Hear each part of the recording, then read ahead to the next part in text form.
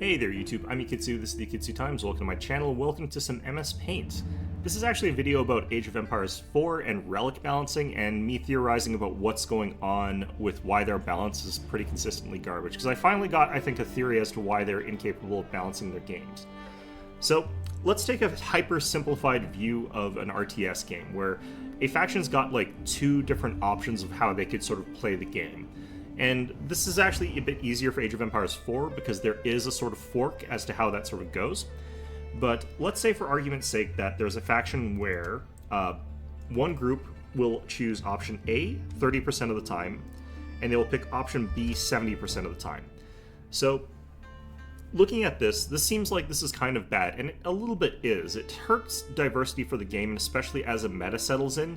Because as a meta settles in, if the reason that option A is chosen 30% of the time and option B is chosen 70% of the time is that option A is just weaker than option B, it kills the diversity of the game, especially as people start to realize that option A is suboptimal and begin to migrate more towards option B until you sort of reach a saturation point. So to create more diversity of strategies to make the game more interesting, more lively, you generally speaking want to have option A and option B being pretty close to 50-50. Now, this is what I think Relic is looking at when they're doing balance for their games. I think they want an individual faction to use all of the different tools that they sort of have access to, or if a faction is supposed to lean into specific tools, maybe they're going to be okay with the more like 30-70 split, but generally speaking, I think that they want factions to sort of go for both of the different options depending on the circumstance, or depending on playstyle, or depending on what they want. And I think that they work on balancing their games towards that style of thing there. However, internal balance within a faction is not necessarily, in my opinion, the best way to sort of balance out the game. So let's take a look at like three different factions in Age of Empires 4 right now. So let's start off by looking at one that I've been playing a lot of. That would be Japan. So Japan has an approximately 50% win rate. And we can sort of look at the win rates between their sort of option A and option B, where option B was chosen 70% of the time, option A is chosen, say, 30% of the time. So in this instance, the one that was chosen 70% of the time, and we'll mark that here, and the one that was chosen 30% of the time, this one wins approximately 50% of the games, and this one wins approximately, we'll say, 40% of the games. So, because option B is so overwhelmingly chosen, you end up with something close to like 50%. And we have to adjust these numbers, obviously, to get it to exactly match up, but I'm not going to do the math. It doesn't really matter that much. So, there's a couple different ways that you can sort of view the situation all of a sudden. And I think what's happening is that Relic is looking at the 30-70 split and are trying to sort of balance those out, but they're not considering the overall situation for the faction. So they don't understand that everyone choosing B has a 50% chance of winning, which is what you ideally want. You want it to be around that number. And everybody who chooses sort of option A is only winning about 40% of the time. So what their goal in balance seems to be is to bring down option B so that it's at 50-50. So this is what they want. They want a 50% choice here. Oops. They want a 50% choice there. And they want the win rate to be 40%, and they want the win rate to be 40%, which would change the overall win rate to 40%. So this is obviously like not actually what you should be doing, but I think this is what Relic is doing. That has been what they've done with Japan throughout the entire sort of balance that they've done here. So let's take a look at a faction that they have not changed. So let's take a look at Joan of Arc.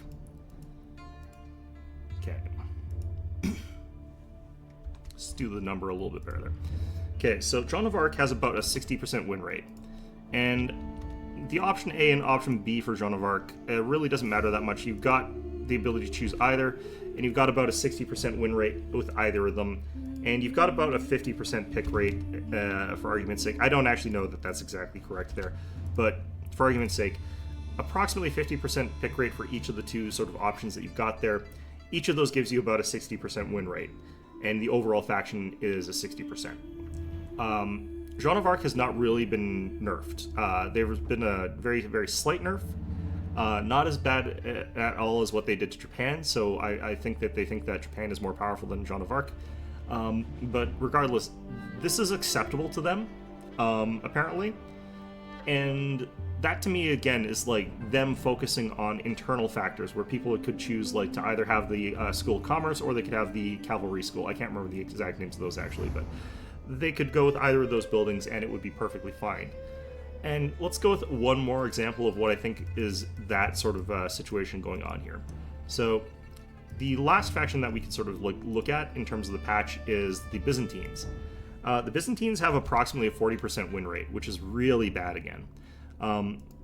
They had the Imperial Hippodrome, which was giving them approximately a 40% win rate. We'll say that it was chosen 70% of the time.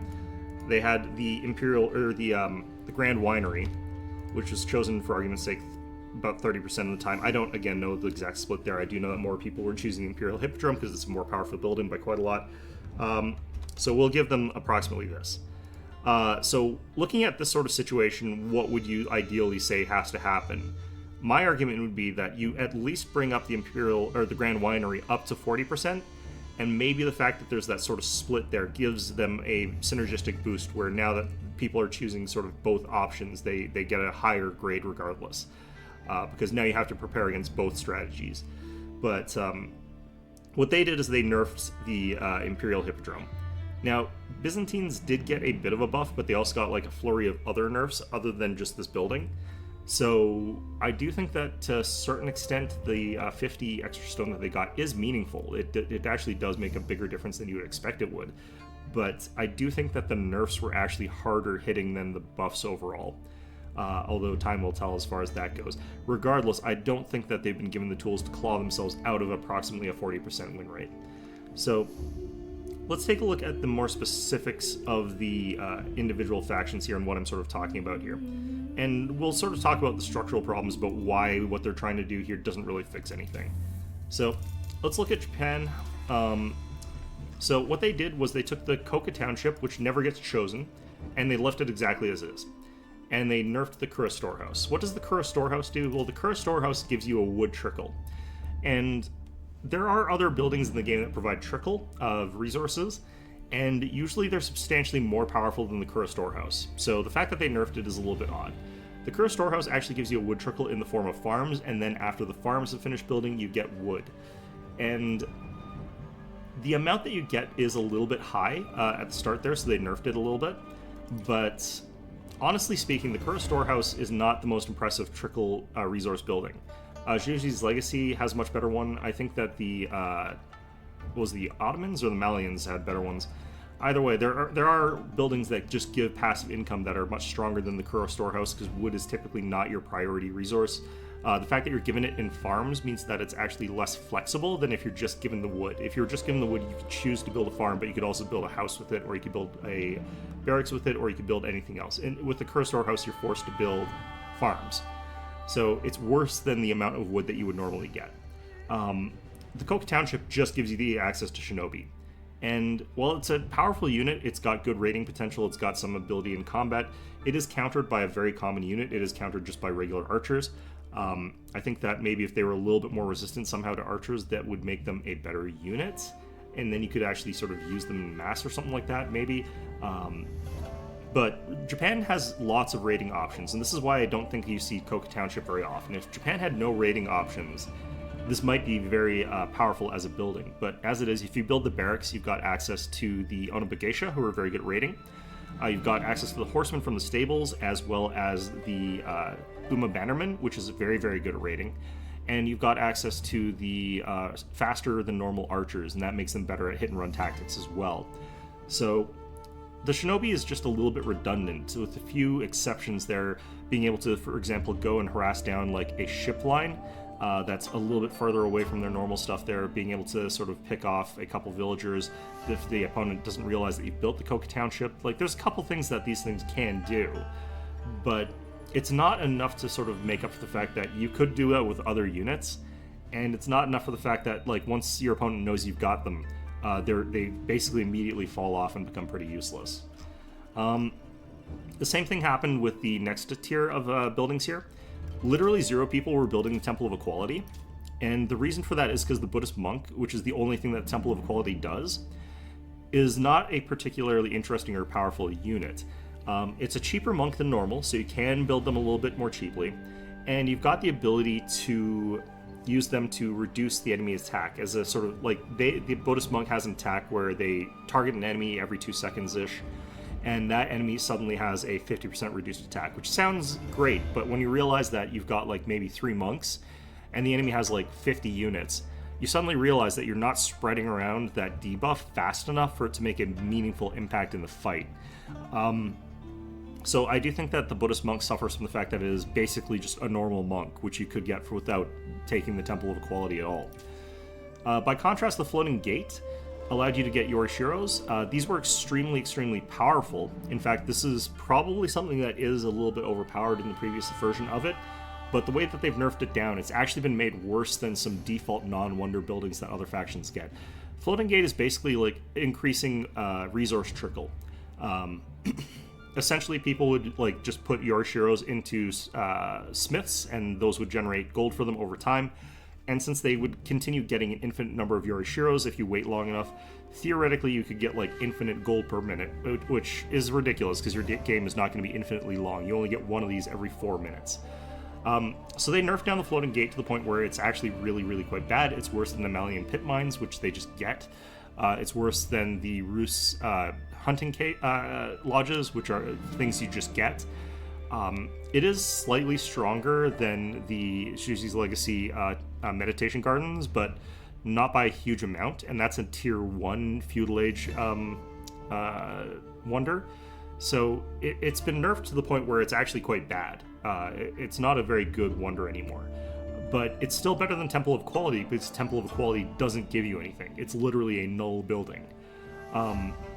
So I think that this is where you're sort of seeing, like, you've got something that provides literally nothing other than the age up, versus something that gave you something. And they want to bring this down to the point where it's providing apparently literally nothing. And people are still going to pick this one because it's still stronger to get, like, a little bit of gold trickle than it is to get nothing. So I think that this is going to have a really weird impact on Japan, because when they had access to Floating Gate giving them unlimited scaling resource, they still only had a 50% win rate. So as broken as people are trying to claim that that is, it's literally as powerful as bringing the faction as a whole up to 50%. This, I think, is the biggest statement that there needs to be some sort of boost to the general idea of Japan.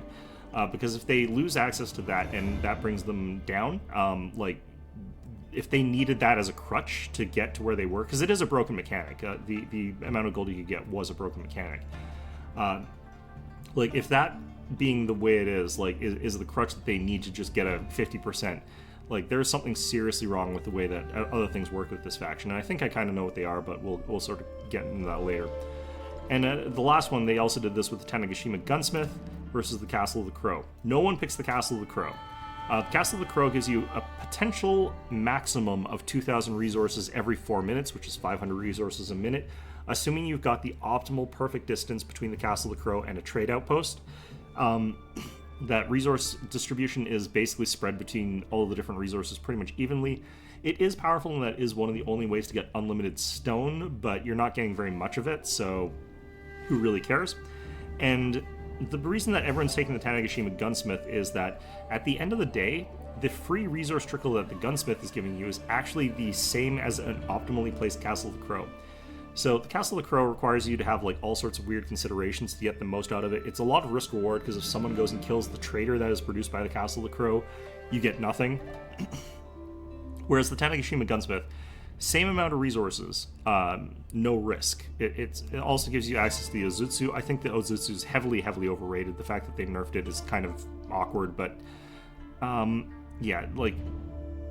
think that as a result of this, Japan as a whole has sort of been hit pretty hard, which could be fine. Again, I do think that Japan is being propped up by the fact that they're winning against the sort of older factions, and like their number is being suppressed by the fact that they're losing really, really badly against the other more overpowered factions like the Aeobids, Joan of Arc.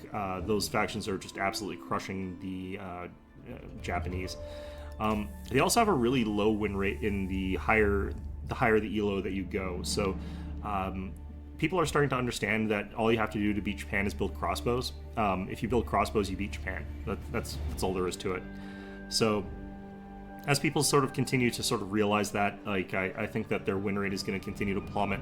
I think that largely they're just not going to be very viable if they keep getting nerfed like this, because what I was talking about here with the sort of internal balance, the Kura Storehouse is still better than the Koka Township even after the nerfs. The Floating Gate is still infinitely better than Temple of Equality because the Temple of Equality is worth 0. The value of this is 0. So no matter what Floating Gate does, unless it actively hurts us, is going to be stronger than the Temple of Equality. The Castle of the Crow is still weaker than Tanegashima Gunsmith. Like, it just is one of those situations where there's so little going on for some of these choices that the only thing that they could ever do to bring them up to parity is buff them. The Koka Township, just because it's so inflexible and provides you with such a marginal bonus and provides you with something that you don't really need with the faction, like, it needs something else added to it. Like, maybe if it was able to do recruitment for different units, like just acted as a regular barracks, maybe if it had some unique unit upgrades, then it would be something that would be more commonly picked. Maybe it would be more powerful sort of that way. The Temple of Equality, if the Buddhist monk ability was easier to use, like if you were able to get that plus 20% damage output without having to use a conversion, because conversion lasts for like 6 seconds-ish and is in a pretty big area, but then goes on a massive cooldown, meaning that you've got a 6-second window where it's providing a buff. Like, that's not really that much time. And people run away from conversions anyway, so like you're either going to lose the monk because he's going to get shot, or you're going to end up just having the enemy move away from the conversion regardless, and then you're going to be on a cooldown where you get no bonus out of the relic that you brought along with you. Like, it's a terrible choice. It's just really, really awful. You've got literally nothing out of having that. And honestly, if your opponent doesn't move back out of the conversion, even if you had a regular monk, what would happen is you would just siphon off all of their units, because they're not paying attention to a conversion. So yeah, like, what the hell is the point of even this? Like, why would you even have that? I would argue, like, if Floating Gate did nothing, I would be just as likely to pick it as Temple of Equality. I would pick Temple of Equality because I could get... No, actually I wouldn't, because Floating Gate... Yeah, no, even if Floating Gate did literally nothing, I would probably be as likely to pick it as Temple of Equality. Like, Castle of the Crow, like, there needs to be some sort of, like... I'm not even sure, like, how to fix Castle of the Crow, other than the fact that, like, it is such a huge investment, and it is such high risk and such mediocre reward that it's really hard to justify. Like, I really don't know how you sort of fix that. Like, maybe if the trader, like, hung around and provided lesser resources, like if Castle of the Crow traders were a special type of trader, and they just sort of, you could build them with it, and they just sort of went back and forth and provided you with a small amount of every resource. I think that would be viable. Because then it's sort of like that sort of trade network that you typically get, except it's providing everything. Like, maybe that would outweigh the Tanegashima Gunsmith because it has that sort of really good scaling. But realistically, yeah, I'm not too sure. But yeah, like, what I think they should have done here, since, like, Japan is sort of at that 50%, they should have focused on bringing down the people that were, like, really high up there near 60%. And if those guys got brought down, it would bring up Japan, and you'd figure out how broken they really sort of are. And as a result, you'd be able to figure out what you need to do to nerf them, because I do think that they would end up needing a bit of nerf after dealing with the more egregious stuff. But the fact is, they didn't nerf the most egregious stuff. Except for the Aeobids. The top winning factions like Juji's Legacy, the Jeanne d'Arc, these didn't get touched, so they're still really ridiculously overpowered by comparison. So anyway, that's my thoughts on how Relic balances their games. I think I've cracked the code of what it is that they're doing wrong. I think they're too focused on internal faction balance. I'm pretty sure what they care about is making it so that Japan wants to build the Kura Storehouse and the Coca Township in equal sort of amounts there. I think that they want them to build the Temple of Equality and the Floating Gate in equal amounts there. I think they want you to build the Castle of the Crow and the Tanegashima Gunsmith. I don't think that they care that the Japanese are at a 50% win rate, and that what they're doing is going to drop that lower than 50%. I think that they just want you to sort of like do the internal stuff. I don't think that they care at all like that Jeanne d'Arc has like a 50 or 60% win rate. I think they're just happy that people are taking the School of Cavalry and the Chamber of Commerce in approximately equal numbers. Although I do actually think that School of Cavalry gets taken more often, honestly. So I'm not even sure like there, but yeah. In any event, that's going to be the video for today. Hope you found it enjoyable, and of course, as always, hope to see you guys all next time.